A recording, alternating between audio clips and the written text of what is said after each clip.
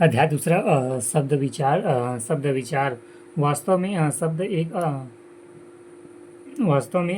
एक अथवा अनेक अक्षरों की योग से बनता है। वे कहाँ खाते हैं। इस वाक्य में चार शब्द हैं। पहला वे, जो आधा व और ए, इन दो छोटी ध्वनियों में बना है। दूसरा शब्द कहा जाए तो क, अ, ह, आ, और इन चार अक्षरों से बना है। इसी प्रकार तीसरा शब्द खाते चार अक्षरों से बना है। चौथा शब्द है दो अक्षरों से बना। शब्द भेद, शब्द के दो भेद हैं, पहला सार्थक और दूसरा निसार्थक। सार्थक जिन शब्दों का कुछ अर्थ होता है उसको सार्थक कहते हैं, जैसे कि विद्यालय, नदी, तुम, वह, इलाहाबाद इत्यादि। दूसरा निर्थक, जिन शब्दों का कोई अर्थ नहीं होता है उसे निर्थक कहते हैं, पट पट, धर धर, फर भड़क इत्यादि। कुछ निर्थक शब्द ऐसे भी होते हैं जो सार्थक शब्दों के साथ प्रयुक्त होते हैं।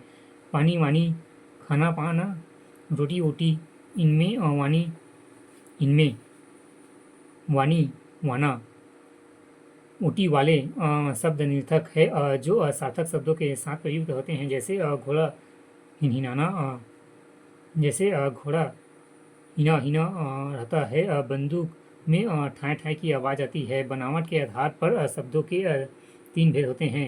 रूढ़ शब्द उनको कहते हैं जो शब्द की योग से बनते हैं। आँख, जैसे आँख, जिह्वा, जल, घर इत्यादि। यौगिक, जो शब्दों के योग से बनते हैं उन्हें यौगिक कहते हैं, जैसे कि पाठशाला, घुड़सवार, स्नान इत्यादि। रूढ़, जो शब्द दो दो से अधिक शब्दों से योग से बने हैं, अपना सामान्य अर्थ छोड़कर कोई विशेष अर्थ देने लगते हैं, उन्हें योग रूढ़ कहते हैं, जैसे पंकज, जलद आदि। पंकज, जलद आदि पंकज शब्द जो दो शब्दों के योग से बना है। पंख का अर्थ होता है कीचड़ और ज का अर्थ होता है उत्पन्न।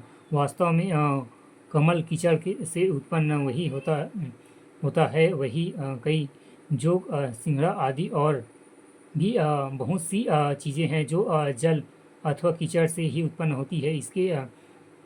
इसके बाद भी पंकज केवल कमल को ही कहा जाता है, किसी अन्य वस्तु को नहीं। इस प्रकार जल देने वाला कोई मनुष्य भी हो तो सकता है, किंतु मनुष्य को जलद न कहकर मात्र बादल को ही जलद कहा गया है।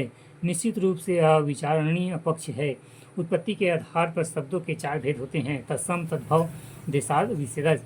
तत्सम संस्कृति के वे शब्द हैं जो ज्यों के त्यों हिंदी में प्रयोग किए जाते हैं। तत्सम शब्द कहलाते हैं, जैसे कि शिखा, शांति, तत्व, महत्व, हर्ष इत्यादि।